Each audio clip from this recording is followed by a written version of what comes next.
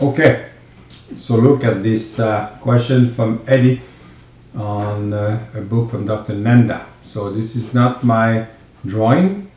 Comes from Dr. Nanda's book, Biomechanics in Clinical Orthodontics in 1997. I will try to explain the 5 or 6 different tooth movements. It's actually 5. So the first one is uncontrolled tipping. So here you put a force on the bracket and it's just simple force. A simple force away from the center of resistance will give us a moment, which is this moment, which is in blue.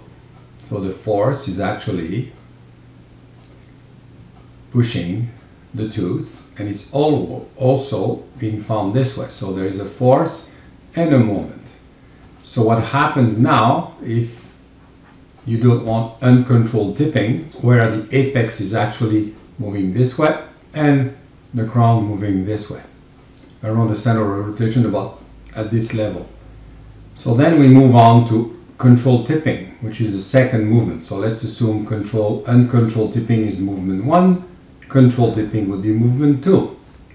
Well, in the bracket we introduce a moment or couple right here, either with a rectangular wire or some form of a means to put a couple on the bracket. So at the bracket you have this moment which translates into this purple moment right here. There is still the same force. So at the center resistance you will have the force and this moment right here, which is actually the same as this moment.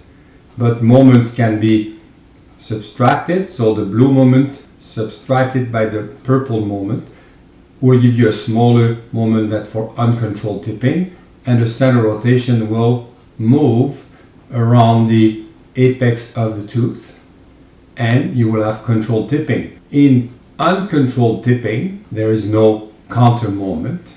In controlled tipping, there is a small counter moment. Now let's move on to number 3, which is translation, which is a lot of people like to get when they retract canines. So all you want to do is have a resultant force, which at the center resistance will end up retracting the tooth into a bodily motion. You push a simple force right here, which is found again at the center resistance, but the problem is you have created this blue moment, which is right here. In order to minimize or actually cancel this blue moment, which is counterclockwise, you need a clockwise moment that is actually here and created by a force couple that you apply to the bracket. So at this time, the two moments are equal and opposite and they cancel each other.